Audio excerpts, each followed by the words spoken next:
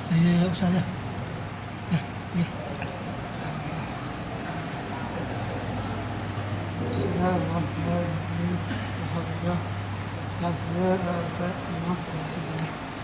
Alhamdulillah. Iman ialah kemahat yang bisa seluruh iman ya. Saya Ustaz sama Ustaz Imam baru ini bahasa air lagu Ustaz ya Ustaz tak nama Imam Ustaz lalu yang kasih yang seluruh Ustaz sama ini Imam ialah kemahat saya berdaki ikutlah yang Ustaz sama saya ya.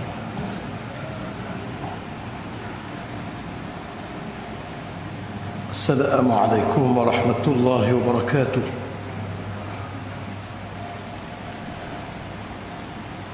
الحمد لله الذي بنعمته تتم الصالحات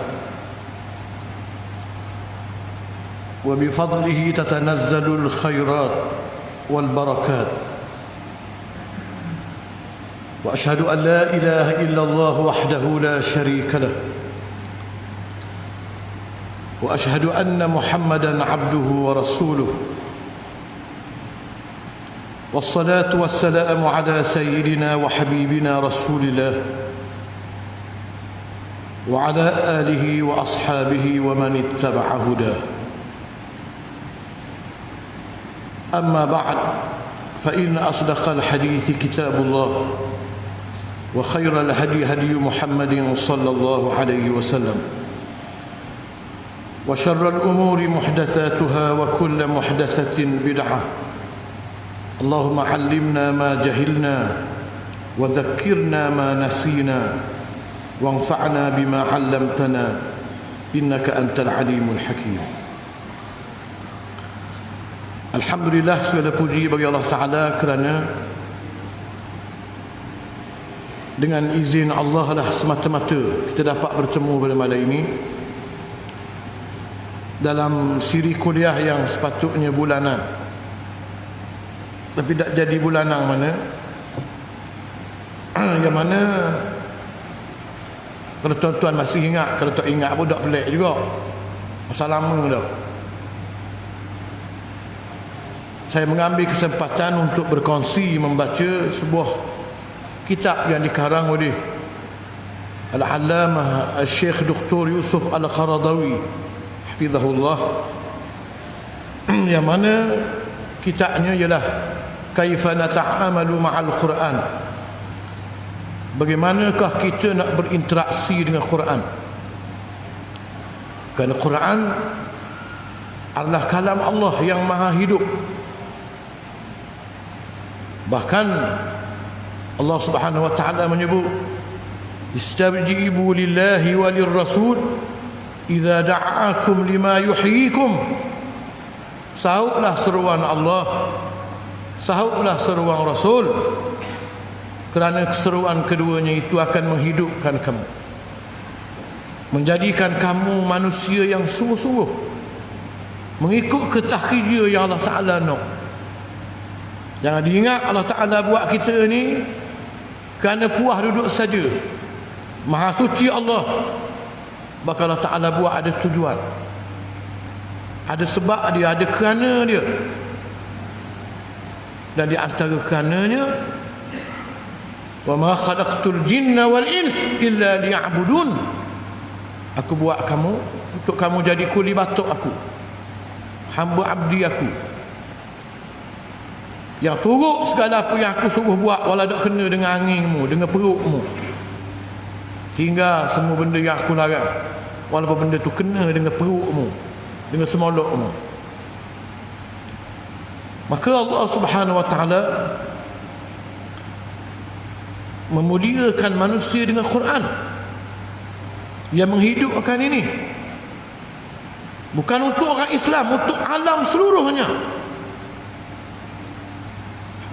Bila mana orang Islam hidup dengan Quran, orang yang tidak Islam pun akan merasa rahmahnya, keamanannya.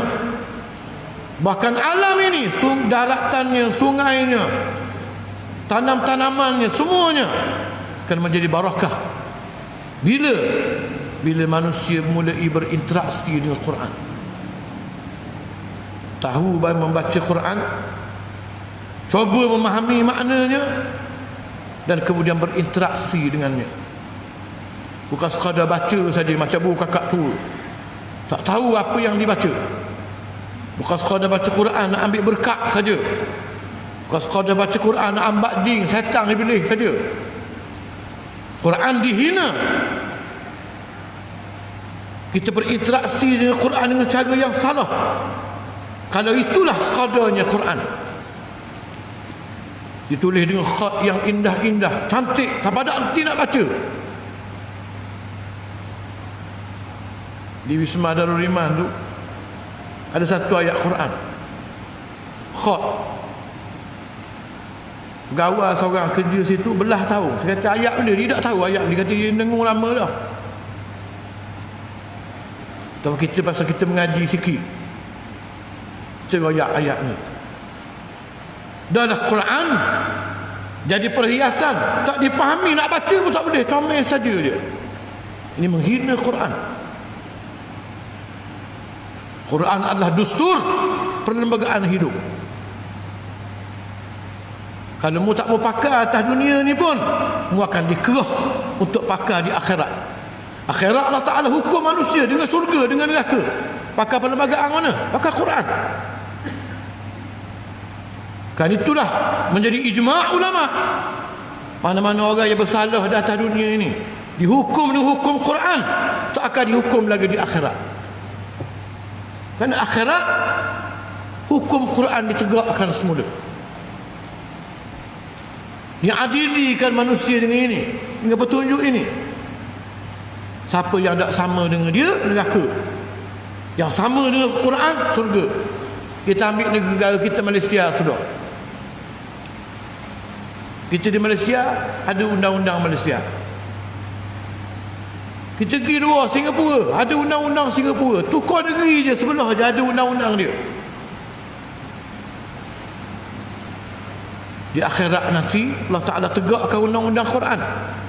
Siapa dia yang dah tegak akan bersama dengan Quran, diri dia, anak bini dia, keluarga dia, dia selamat. Tak turut, dia celaka. Baik itu Quran. Jangan lagi, saya dah sebut dah pada pengajian sebelum ini, kita adalah umat yang hidup di zaman fitnah. Tak sama apa yang dihadapi oleh umat-umat terdahulu dengan apa yang sedang kita hadapi ini. Mereka tak pernah berjumpa dengan TV, dengan alat telekomunikasi yang hebat, dengan hiburan yang hampir mustahil untuk dibendung. Ini yang kita hadap. Nak mengamalkan Islam ibarat menggenggam bara. Nak dilepaskan takut jadi penghuni neraka. Nak terus dipegang sakit membakar tangan.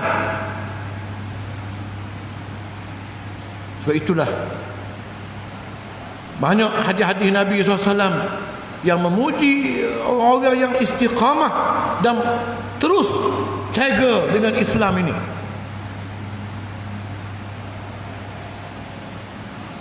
Ada satu hadis yang dhaif, dikatakan Nabi bersabda, man tamassaka bi sunnati inda fasadi ummati falahu ajru mi'ati syahid. Siapa dia yang berpegang teguh dengan sunnahku tatkala umat aku lain yang punah, maka baginya pahala seperti 100 orang mati syahid. Hadis dhaif, tapi nak cerita ni benda yang payah, walaupun besar ganjarannya kalau betul apa nama hadis itu. Maka kitab ini ditulis Dr. Qardawi, kita baca hari itu mukaddimah je, baru 2-3 ayat je, bersambung sikit lagi. Dr. Qardawi rahimahullah dimulakan kitab ini dengan dijadikan ayat Quran pembuka suratul Kahfi sebagai alhamdu dia. Nak cerita bahasa kapung, bila tu khatib naik khutbah, dia atas rukun khutbah kena puji Allah, Tok Khatib pun tak alhamdulillah allazi hadana, alhamdulillah, macam-macam alhamdulillah. Tok Qaradawi tulis sebuah kitab macam khutbah juga, cuma dalam bentuk tulisan. Mula dengan ayat Quran, secara tersuratnya memuji Allah, tersiratnya memilih ayat ini, ayat permulaan suratul Kahfi, sebagai untuk menjemput tuah. Mudah-mudahan orang yang membaca kitab ini menjadi orang-orang yang dilindung oleh Allah dari fitnah akhir zaman, fitnah Dajjal, fitnah segala-gala fitnah. Setelah mana sabitlah hadis yang sahih, 10 ayat mula-mula surah Al-Kahfi ini adalah pelindung, pendinding daripada Dajjal. Alhamdulillahillazi anzala ala abdihil kitab. Segala puji adalah milik Allah, Tuhan yang telah menurunkan ke atas hamba-Nya Muhammad sallallahu alaihi wasallam Al-Kitab, Quran, sebuah kitab. Sampai situ kita berhenti. Wa lam yaj'al lahu 'iwaja. Al-Kitab, Quran yang Allah Ta'ala turunkan kepada hamba-Nya Muhammad SAW ni, sifatnya lam yaj'al lahu 'iwaja. Allah tidak menjadikan baginya sebarang bengkokan. Kitab yang lurus. Dalam bahasa Arab, al-iwaj ini asal maknanya ialah tubuh yang tak diri straight, yang menyanggeng. Orang duduk menyanggeng begini, ini iwaj. Ini asal dia. Kemudian dipinjamkan perkataan itu untuk menunjukkan Quran adalah sebuah kitab. Apa yang dia kata, itulah yang berlaku. Quran beritahu tentang apa benda yang sudah berlaku, yang kita panggil sejarah. Umat-umat terdahulu, nabi-nabinya, rasul-rasulnya, diktator-diktatornya, semua yang Quran cerita, walau ribu tahun umurnya, itulah yang berlaku. Quran juga tidak ada bengkok, benar, betul apa yang diberitahu tentang apa yang akan datang, peristiwa akhir zaman, apa yang berlaku di alam barzakh, apa yang berlaku di akhirat, surganya, nerakanya, apa yang tak dapat dilihat, Allah, malaikat, semua yang Quran beritahu, itulah yang sebenarnya. Apa yang Quran beritahu daripada ilmu, pengajian-pengajian yang berupa ilmu sains, disebut dalam Quran, akhirnya dibenarkan oleh ulama-ulama sains hari ini. Betul seperti mana yang Quran beritahu. Kitab yang tidak ada bengkok, begitu diberitahu, begitulah hakikatnya. Berapa ramai ahli sains masuk Islam. Kita ni masuk Islam keturunan. Sebab tu kita tak sayang sangat dengan Islam kita. Nak cabut telanjang bagi dah baru rasa nak hilang. Tapi orang yang terima Islam dengan ilmu, dia yakin dengan ilmu. Seperti mana yang dioyak dalam banyak kuliah orang royak ni. Seorang pakar kulit Jepun masuk Islam. Pakar kulit, tak ada kena-kena. Kalau kaji bulan bintang boleh tahan pakar kulit. Dia kata, saya masuk Islam ni kerana saya baca Quran. Ini Quran. Sebab Quran ni mukjizat. Ya Allah Ta'ala beri Nabi Muhammad SAW mukjizat yang terus sampai hari Allah Ta'ala hancurkan bumi ni. Jadi saya dia orang cerdik, orang baca buku ini, juga antara dia baca Quran. Dalam ayat Quran yang terjemah aja, terjemahan Jepun, yang kemudian dia korek lagi tentang satu ayat, kullama nadijat juluduhum baddalna juludan ghairaha liyadhuqul azab. Tiap-tiap kali kulit ahli neraka ini terbakar, kami gantikan dengan kulit yang baru supaya rasa sakitnya tidak berkurang. Kita hak baca secara bodoh kita ni, kita rayak gitulah. Bila habis nyai kulit tumbuh kulit pula. Habis nyai kulit tumbuh pula kulit. Supaya azab tu semua berterusan. Tapi ada makna sains. Yang ahli sains tahu. Dia kata ayat ni nak beritahu punca sakit ni ialah kulit. Sebab berasa sakit ni ialah kulit. Kulit yang kotak sakit.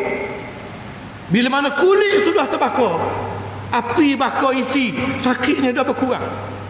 Tak sama dengan mula-mula. Masa mula-mula kena, Allah Ta'ala nak azab gerangnya ke setengah-setengah orang yang lawang dia masa hidup atas dunia. Allah Ta'ala nak dia sakit kena bakar ni 100% terus menerus. Tak rajin jadi 90, 80, rajin tak rajin 100%. Wal'iyadzubillah. Caranya kulit alih ganti kulit baru. Habis kulit ganti kulit baru. Kata ahli sains ni, macam mana tuan kita ni boleh tahu kulitlah punca sakit sampai diganti dengan kulit baru? Sedangkan kami orang pakar-pakar kulit ni baru 100 tahun ni tahu benda ni. Sedangkan kita ni mari 1400 tahun. Dia kata makmal, dia kata mikroskop, sekolah pun tak ada masa tu. Aku tak dapat tidak betul orang ni dia dapat berita daripada seperti mana yang dia dakwa. Iaitu engineer, Tuhan yang buat manusia ini sendiri. Dan dia masuk Islam. Ini ramai contoh yang banyak. Lam yaj'al lahu 'iwaja. Allah tidak menjadikan Al-Quran ini di dalamnya apa yang bengkok, apa yang tak betul, apa yang menyeleweng. Tak ada dalam Quran. Semuanya betul berlaku. Apa yang Quran beritahu daripada hukum hakam, itulah yang paling adil sekali. Tidak ada yang lebih adil daripada itu. Dalam masalah harta pusaka, banyak urusan-urusan fiqh Allah Ta'ala biarkan dia terbuka untuk ijtihad. Bila mari masalah saka, berhelah-helah ayat Quran cerita hal saka saja. Mati ni cara baginya begini, hak ni mati bagi begini. Kenapa? Kerana ramai manusia mati bergaduh, balah, bunuh kerana harta. Kena ada kata putus, kena ada kesepakatan setuju. Ini cara bagi dia. Puas hati ke, tak puas hati ke, ini cara dia. Turun daripada 7 petala langit. Dan dialah yang paling adil sekali. Ada orang putih cakap, dia kata undang-undang saka Islam ni tak adil. Kerana Islam anak lelaki boleh segiang, anak puang boleh setengah giang.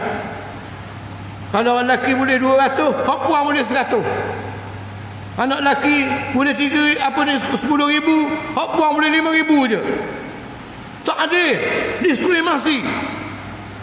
Dia tak tahu Allah Subhanahu Wa Taala yang orang lelaki banyak padang dengan tanggungjawab yang Allah Taala beri pada dia.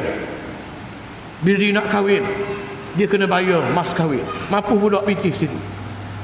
Kemudian wajib dia kena tanggung bini dia. Bini dia dah wajib tanggung dia. Dia wajib tanggung bini dia, tanggung anak dia, rumah tangga, pakaian. Ada pun adik-beradik dia hak puang, hak boleh 5,000 saat ni, ataupun 50,000, dia boleh 100. Orang Minang dia bahan piti pula dia sekali lagi. Kemudian orang hak kahwin dengan dia tu tanggung dia. Piti dia 5 sen tak luar, mereka dia belanja untuk dia. Adil bukan makna sama rata. Ini contoh yang mudah-mudah saja untuk menunjukkan apa yang Quran beritahu hukum akam dia. Inilah yang paling adil sekali. Sebab itu sahabat-sahabat dia yang lari daripada Quran, tiru cara yang lain, maka dia akan sesat. Dia akan menyeleweng. Dia akan mendatangkan kemusnahan.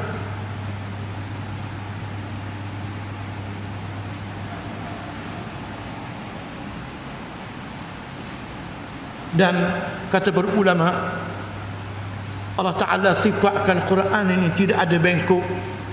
Semua yang dia kata betul berlaku. Antara lainnya untuk menjawab tuduhan musyrikin Mekah, yang bila mana dia tak ada modal nak lawan Quran, nak jawab Quran, maka dia tuduh. Dia kata Quran ini Muhammad reka. Dia kata Quran ini dongeng cerita orang tua-tua zaman hari tu. Dengar saja dia, wah dua telinga, jangan ikut. Dia kata Quran ni adalah kata-kata Tok Nujum, kata-kata sihir. Ini tuduhan-tuduhan dia. Tapi Allah Ta'ala kata Quran lam yaj'al lahu 'iwaja, kata-kata yang sempurna. Quran ini sempurna.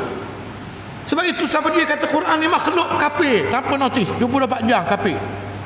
Dia adalah kalam Allah, sempurna seperti mana Allah sempurna. Orang yang percaya dengan benda ini jadi akidah. Seperti mana sahabat-sahabat Nabi sebagai contoh. Bila dia berdebat, dia baloh apa, bila saya ni tebuk Quran je, dia angkat tangan lalu. Awak main Quran, saya standar. Apa hal saya? Kan ini awaknya kaset je, jom baca je. Tapi kata-kata ini adalah tuang punya kata-kata, tuang punya langit yang aku tengah junjung sekarang ini, bumi yang aku sedang diri sekarang ini. Kata-kata ini tidak ada baginya malaikat bubuh atas pada junjung atas pada. Ya, ni. Bukan junjung Quran buat atas pada. Tapi ayat Quran ubuh kat kaki. Ajaran-ajaran Quran ubuh kat punggung, ubuh kat belakang. Bukan itu. Sebab itu Nabi kata dalam sebuah hadis yang diriwayatkan oleh Al-Imam Tabrani, ala innal kitaba was sultana sayaftariqan. Ketahuilah di akhir zaman nanti Quran akan baloh dengan kerajaan. Quran kata lain, kerajaan kata lain. Tak kira lah kerajaan siapa-siapa dia pun. Islam, orang Islam yang mengatakan nama Islam yang wajib atas dia percaya dan sanjung Quran seperti mana orang Islam lain. Tapi dia buat baloh dengan Quran. Ada buat baloh tu, buat baloh sungguh. Ada buat baloh tu kerana tak berani.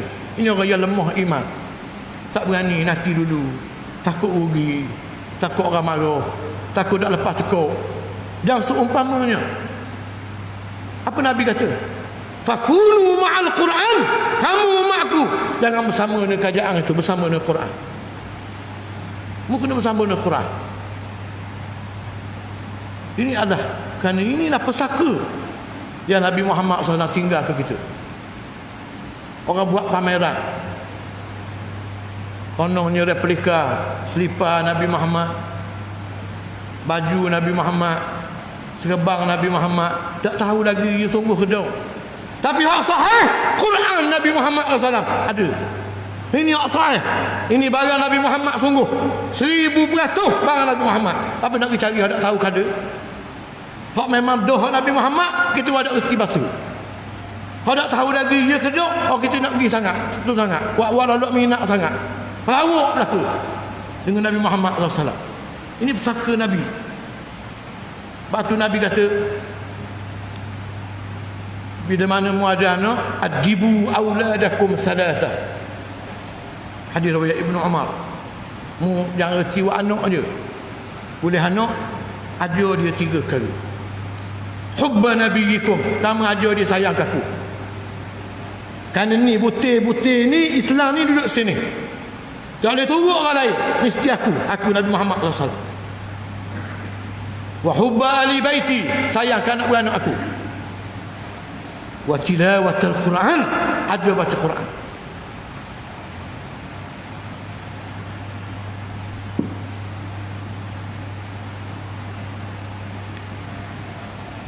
Qayyiman, Quran yang aku turun ni bukan sahaja dia tidak bengkok, dia tidak menyeleweng, dia tidak bercanggah dengan apa yang sebenar, bahkan dia ni bersifat dengan qayyiman. Qayyiman ini adalah sifat mubalaghah bagi qaim. Qayyim asal dia makna, asal dia qaim, berdiri. Tapi kalau kita nak ayat berdiri sungguh, berdiri yang tidak pernah duduk-duduk, berdiri yang sentiasa bersedia untuk menerima, untuk beri khidmat, maka berdiri macam ni orang Arab panggil qayyim. Quran itu qayyiman. Apa makna qayyiman? Sebuah kitab yang senantiasa berdiri tegak, sesuai untuk dijadikan petunjuk, panduan, untuk diambil manfaat daripadanya pada zaman mana sekalipun, di mana sekalipun. Ini makna qayyim. Walaupun bahasanya bahasa Arab, dia bukan kitab untuk orang Arab saja. Bahasa disampaikan dia dengan bahasa Arab. Kerana itu Allah Ta'ala menyiapkan bahasa Arab siap-siap. Tidak ada bahasa di dunia. Ini adalah hasilan akademik. Tidak ada bahasa di dunia yang setertib, yang secukup alatnya, perbahasannya seperti bahasa Arab. Sejak daripada zaman sebelum Rasulullah jadi Nabi lagi, orang Arab dah jaga bahasa dia. Mereka ada syair al-mu'allaqat, syair-syair yang digantung di Kaabah. Yang syair ini bahasanya indah, aturan sastranya sangat sangat menakjubkan, dan juga terkandung punya kaedah-kaedah utama bahasa Arab dan sastra Arab. Mereka abadikan diri. Allah dah siap-siapkan untuk manusia seluruhnya satu bahasa. Bukan orang Arab. Orang Arab, orang Melayu, orang Cina, orang Batak, orang Kadazan, sama je. Ini bahasa Arab. Allah Ta'ala siap comel. Diturunkan Quran dengan bahasa ini. Maka oleh kerana itu Quran ini bukan untuk orang Arab, bukan untuk zaman Nabi Muhammad SAW saja. Bahkan qayyiman, dia tegak berdiri, sesuai untuk digunakan oleh siapa saja, di zaman mana sekalipun. Dan ini bukan fiqh, ini adalah akidah. Ada setengah-setengah orang bak semayang ni ikut Nabi Muhammad SAW, puasa ikut Nabi Muhammad, latih ikut Nabi Muhammad, baca Quran ikut Nabi Muhammad. Bila bak ekonomi, ikut Jepun, ikut Amerika, ikut orang lain, dengan ribanya dan seumpamanya. Di mana akidah kamu? Adakah Nabi Muhammad seorang Nabi, seorang Rasul yang wajib ditaati? Ketika mana dia membicarakan pasal ibadat, kemudian dia bukan lagi seorang Rasul.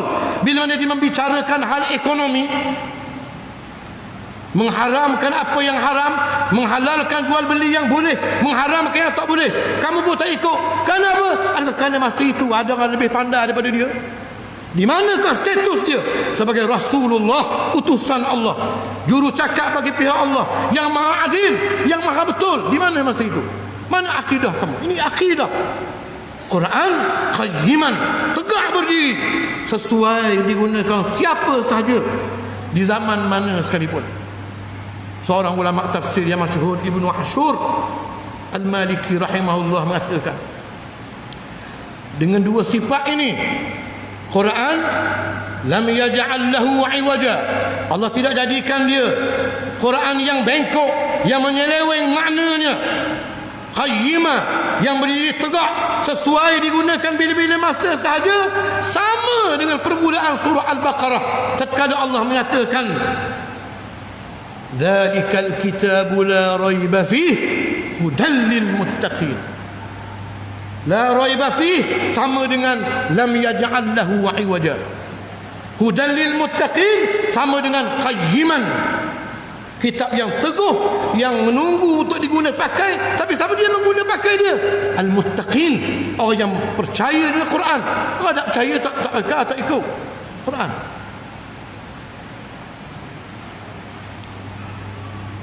Liyunzira ba'sa, Quran kami turunkan ini yang tidak ada bengkok menyeleweng padanya, yang sesuai digunakan oleh sesiapa sahaja di mana sahaja. Di antara tujuan penurunannya untuk beri amaran kepada sesiapa yang tidak beriman dengannya. Quran ni bukan turun, dia mana option orang panggil, dia mana ikut sila, tambah sudah. No,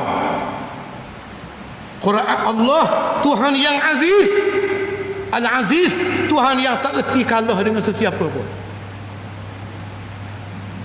Maka Allah Ta'ala dah aku turun Quran dengan sifat yang seperti itu.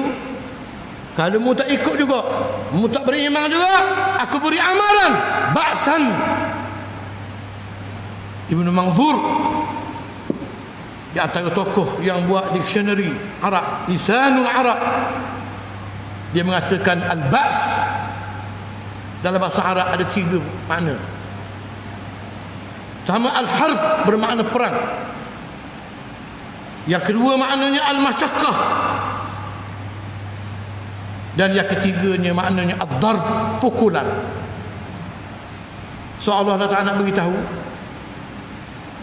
sesiapa yang tak ikut Quran ini, canggah Quran, kami beri amaran pada dia dengan perang.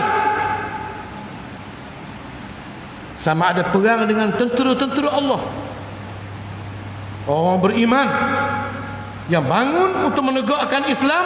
Orang ini Sayyidina Abu Bakar As-Siddiq radhiyallahu anhu ketika mana duduk di Mekah, belum hijrah lagi, 2-3 kali bertembung dengan musyrikin Mekah, 2-3 kali bergocoh gomor. Bila ada sahabat-sahabat Nabi yang dia Rasulullah, kita lawan balik kita katok semula puak dia. Kita bukan komang sangat. Nabi kata, aku belum diperintahkan lagi. Tuhan tak perintah lagi lawan. Gocoh. Suruh dakwah dulu. Sayyidina Abu Bakar As-Siddiq radhiyallahu anhu satu malam cakap dengan Sayyidina Umar ke dengan siapa cakap. Dia kata, aku yakin ngujung cerita kita ni ialah perang. Pasal apa mu kata begitu Abu Bakar? Kerana aku tengok Rasulullah tak akan beranjuk wala seti. Puak nu pun nampak tak mau beranjuk seti. Barang ni akhir sekali bertepuk. Tak ada cerita lain. Masa tu di Mekah lagi. Bila hijrah berlaku perang Badar. Ya sungguh. Kerana barang ni barang tak akan berundur. Ini kaedah Islam. Mana boleh Islam yang kita kata betul dihina oleh orang lain. Betul apa? Mu yang kata betul tengok saja orang hina Islam. Maknanya tak betul Islam. Ini kaedah dia. Kalau kami nak beri amaran, siapa tak percaya dengan Quran, kami beri amaran dengan ba's. Al-ba's bermakna al-harb, makna perang.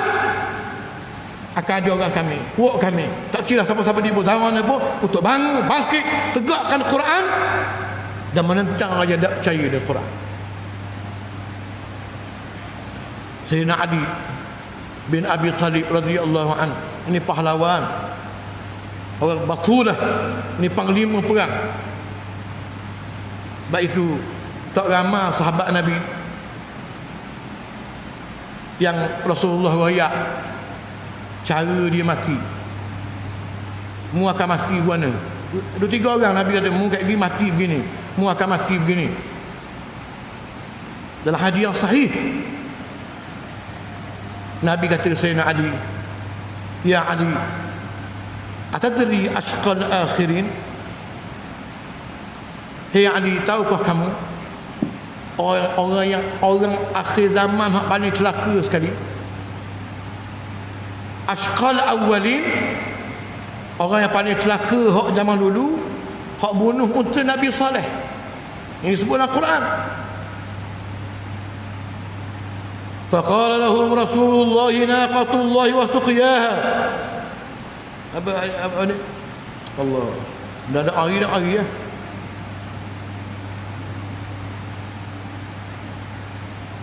Tak ingat dah. Orang yang paling celaka mula-mula sekali, orang yang bunuh unta Nabi Saleh. Mu tahu tak siapa dia yang paling celaka sekali akhir zaman? Saya nak dia kata tak tahu.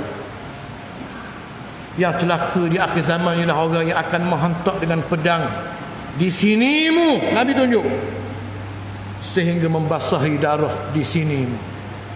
Janggutmu penuh dengan darah. Aku berani, Sayyidina Ali.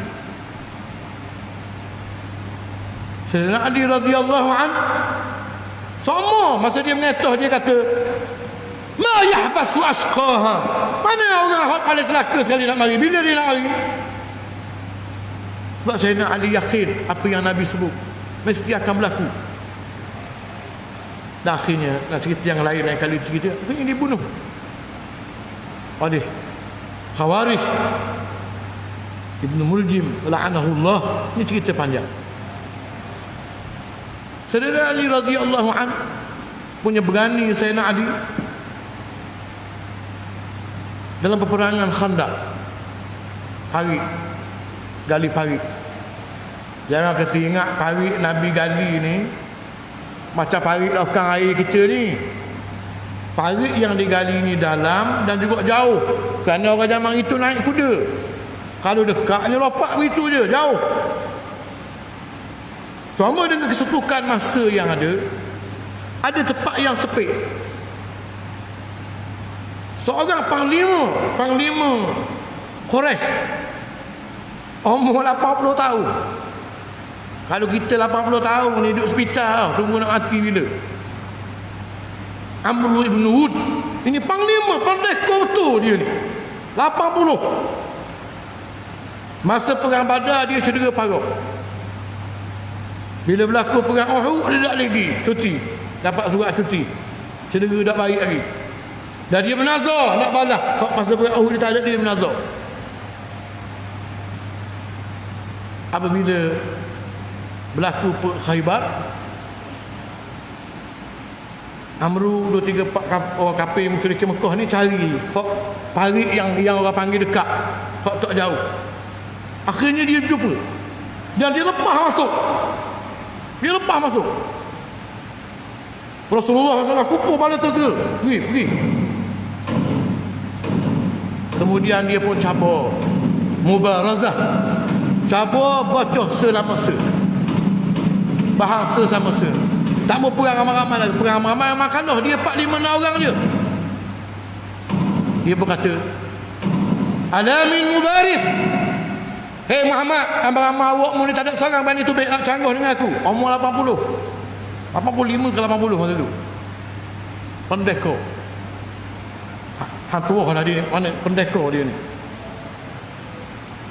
Sayyidina Ali, sahabat Nabi semua senyap. Ada umur 80. Itu kata nama ni bisa pula hadirin.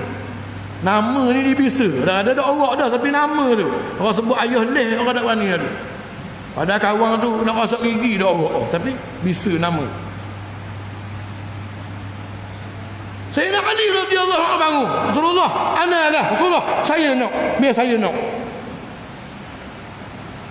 Nabi kata, innahu Amr, ijlis. Amru tu jangan lebih kurang, duduk. Nabi kata. Amru cabar sekali lagi. Tak ada seka dia kita, tak ada seka berani. Awak aku tu sama orang tak berani. Saya nak Ali bangun duduk sekali lagi. Rasulullah, biar saya. Nabi kata duduk. Amru tu. Kali ketiga, Amru Sa'id. Dia ada Sa'id ni kata-kata yang pedas. Walaqad bahahtu bin nida. Panjang aku pun dah ingat Sa'id dia. Tapi nak ceritanya, dia kata, aku lau mau jaga anjing. Panggil, ajak bocor. Tak ada seekor tu, dia kata. Mana surga? Ya kamu kata kalau mati masuk surga. Mana surga? Mudah percaya dah. Kali ketiga Sayyidina Ali bangun. Nabi kata, duduk Ali, Amru. Wallahi wa in kana Rasulullah wa la Amru apa? Pelepah sekali ni. Ada riwayat Nabi SAW beri pedang. Pedang Nabi Zulfaqar, Nabi beri pedang Nabi. Ada riwayat kata Nabi pakar serban. Awang ni panglima. Sayyidina Ali dah pakai baju besi. Tak tutup muka, tak nampak. Macam hari ni pakai topeng, takut ke komang tu. Bila bergerak pergi, Amru tanya, siapa dia mu? Dia kata Ali. Dia tak kenal pasal muka tutup. Ibnu Abdi Manaf, dia ni geng Tok Nyang Sayyidina Ali. Dia kata mu ni anak Abdi Manaf ke? Abdi Manaf ni Tok Nyang. Tok Nyang Ali bin Abi Talib bin Abdul Muttalib bin Abdul Manaf. Dia ni bahaya Tok Nyang gitu. Jadi kata dak anak Abu Talib. Mu pergi cari hak lain. Mu muda lagi. Aku tak mau bunuh mu. Mu muda lagi. Sayyidina Ali kata tapi aku nak bunuh mu. Masa tu dia pun panah lalu. Mu tak mau bunuh aku, mu punya rasa aku nak bunuh mu. Maka Sayyidina Ali kata sebelum kita perang ni, aku diberitahu oleh orang, mu ni pendekar yang umur panjang ni, mu ada satu prinsip, iaitu Tidak akan ada seorang menawarkanmu 3 perkara. Malaikat kamu akan terima salah satu di antara 3. Mudah akan tolong. Dia kata betul, ya sungguh. Maka aku tawarmu 3 perkara. Pertama, syahadatu al tengok nak gocoh para hadirin ini. Ini Islam. Mengucap 2 kalimah syahadah. Padahal gocoh tidak tahu lagi siapa dia menang, siapa dia kalah. Tapi kerana matlamat pertembungan itu bukan nak menang kalah, nak membunuh atau dibunuh, tapi nak mengajak manusia pada Allah. Kata Amru, hak ni kita cerita semula. Pandai kat dia. Hak ni kita cerita semula. Nombor dua, aku minta mu keluar daripada parit ini dengan selamat. Sila tubik. Amru kata, nescaya aku akan diketawakan oleh perempuan-perempuan Mekah. Orang Mekah, orang puang Mekah wak cakap dapur lah. Kata, oh tok dekor kita siapa kat belanggang dah, sembah lagi. Nombor tiga tak ada apa, mu tunggu bawah kita bergocok. Maka sebab itu liyunzira ba'san, kami nak bagi amaran Quran ini ada izzah, diperjuangkan oleh manusia siap pada tentera. Paling tak ada sekali, tak ada arwah dah, siap pada tentera untuk menegakkan Quran. Kalau tidak ada tentera manusia, walillahi junudus samawati wal ard, milik Allah lah tentera di langit dan di bumi. Allah Ta'ala keluar pada orang lain. Sesiap ini ancaman siapa yang tak beriman dengan Quran, yang begitu sifatnya tadi. Ada tentera lain, hujangnya, taupangnya, gapo bumi ikut pergi Allah Ta'ala buat hak dia belaka. Dah lah hak dia.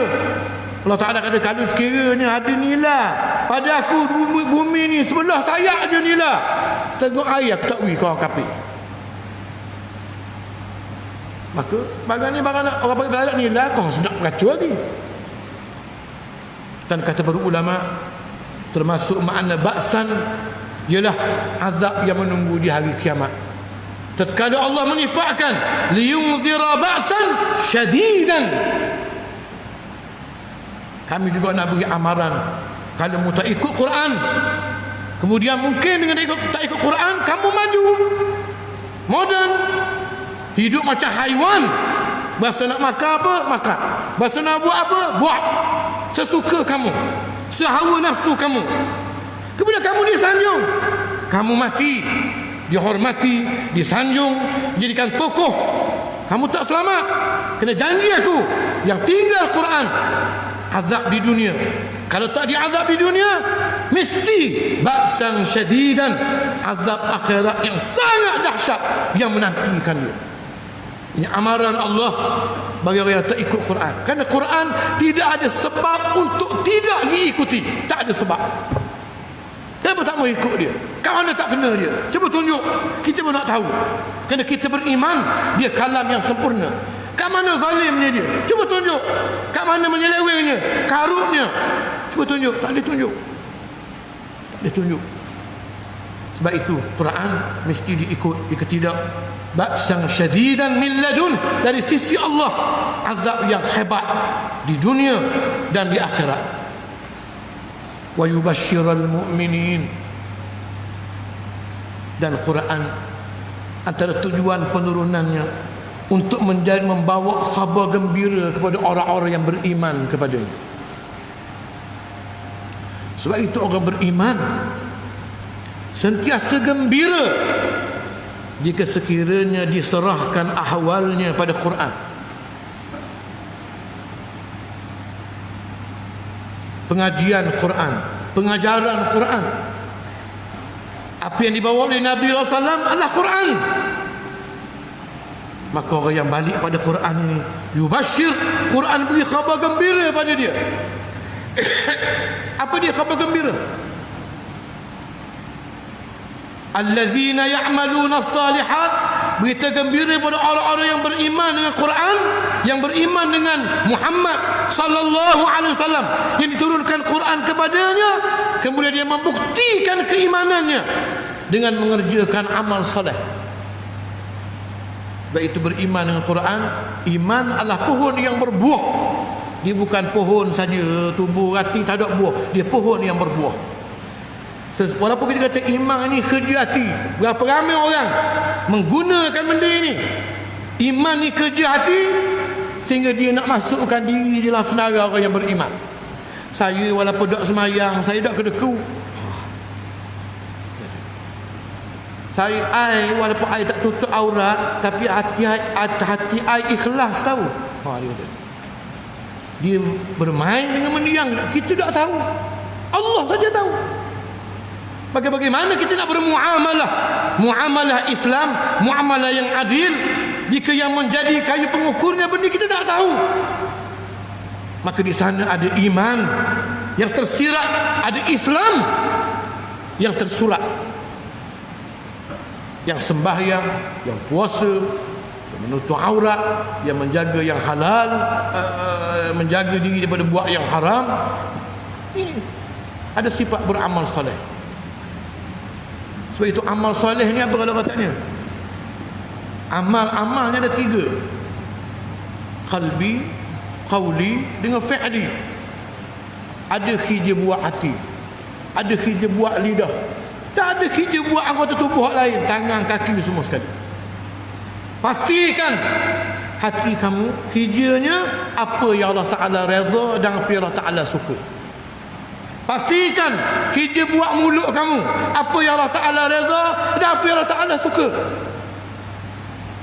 Tubuh kamu seluruhnya pastikan buat apa yang Allah Ta'ala redha, apa yang Allah Ta'ala suka. Maka itulah amal soleh.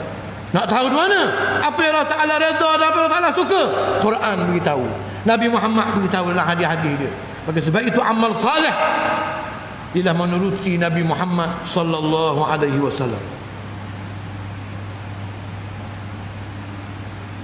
Anna lahum ajran hasanan makithina fihi abada.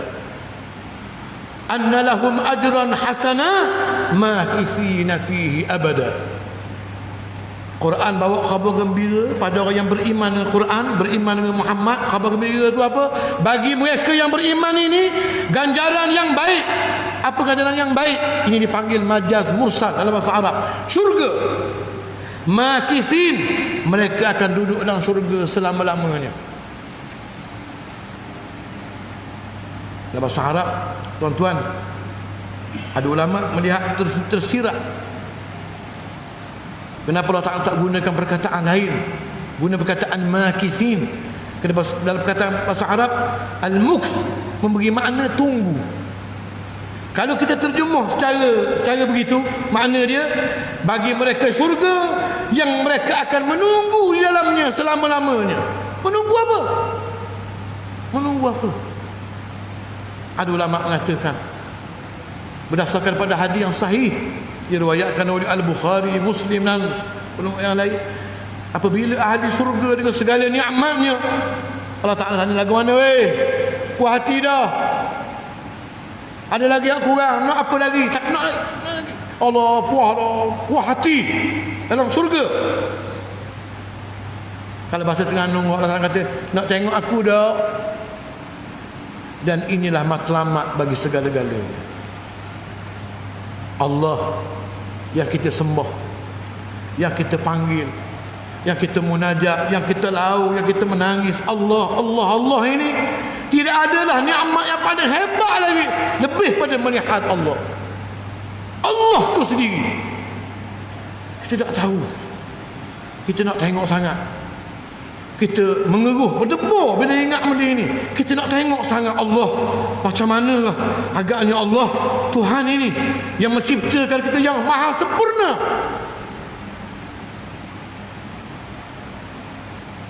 Wujuhun yawma idzin nadhirah. Pada hari itu ada wajah-wajah yang bercahaya. Ila rabbiha nadhirah. Kenapa? Bercahaya, sukaria, riang-ria tatkala melihat Tuhannya Allah.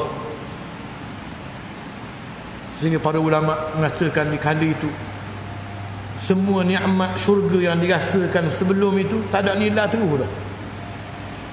Rupanya ini nikmat, ini klimaks yang sebenarnya, puncak bila manusia melihat Allah Subhanahu wa taala. Apa dia boleh begitu?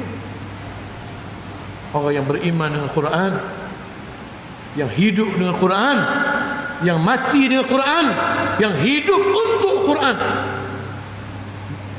dan mati bersama dengan Quran. Ini Quran. Macam mana kita nak hidup dengan Quran? Quran pun kita tak baca, Quran pun kita tak kenal. Mujur orang Melayu tinggal satu adab, baca Yasin malam Jumaat.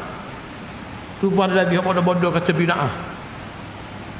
Pendakwah yang gagal untuk membawa ramuan memahami apa yang sedang dihadapi oleh ummah. Di mana kamu nak membicarakan tanpa kamu meraihkan apa yang sedang berlaku? TV, Astro, radio, internet, Instagram, macam-macam. Nak sebut pun tak berhenti, banyak. Raih benda ni tidak ada dulu. Mudahkan bagi mereka. Setidak-tidaknya dia baca satu daripada yang banyak-banyak, daripada langsung tak baca langsung. Allah Subhanahu wa taala bila menyebut tentang dakwah, Allah Ta'ala menyebut dengan dalam bentuk yang sangat indah, ud'u ila sabili rabbika bil hikmah. Ajak orang di jalan Tuhanmu dengan bijaksana. Bijaksana kemarin tak sama dengan bijaksana hari ini. Apatah lagi bijaksana 1000 tahun hari itu. Rasulullah tunjuk contoh, kita turut Rasulullah sekadar yang kita mampu, sekadar yang umat mampu. Kemudian kita baiki lagi, naik lagi. Lalu nak ubah semua. Yang paling penting, membina ummah, meninggalkan yang haram. Yang baik yang dibuat ada kurang di sana sini yang perlu disempurnakan. Ini dibuat dengan perlahan-lahan, slow. Dunia bukan berhajat dengan pendakwah yang sekadar alim, tapi pendakwah yang mahir, yang memahami bagaimana nak membawa ummah, bagaimana nak menggerakkan, memobilize ummah, bukan memporak-perandakan dia sebab jadi balah-balah ke diri. Asal maulid-maulid jadi balah. Orang Islam diberi oleh Allah semua benda, terutama Quran, hadis. Tidak ada benda orang lain. Diberi dengan negeri yang kaya, yang ada hasil yang banyak. Mereka ada sumber manusia bilion orang Islam, tapi mereka tak ada benda yang paling penting, al-wahdah, persatu. Ini paling tak ada sekali. Mereka boleh balah lah benda-benda kecil-kecil, putus semua sekali, ikut panah, ikut hukum mongoh. Kalau panah mongoh yang diiringi oleh dengan memaafkan, boleh tahan. Ini sampai sudah pakai kubur bawa. Ini kena batu. Dunia berhajat dengan pendakwah yang alim dan yang bijak, menilai lapangan dakwah dia sehingga dia buat kerja dengan cara yang sesuai dan membawa salah dan islah. InsyaAllah habis fakrah pertama daripada mukaddimah dia. Kemudian dia masuk wassalatu wassalamu ala man kanat mu'jizatuhul Quran. Kita sambung waktu semula insya-Allah. Wallahu a'lam. Subhanakallahumma wa bihamdika asyhadu an la ilaha illa anta astaghfiruka wa atubu ilaik. Wa sallallahu ala sayyidina Muhammad wa ala alihi washabbihi ajma'in. Wassalamu alaikum warahmatullahi wabarakatuh.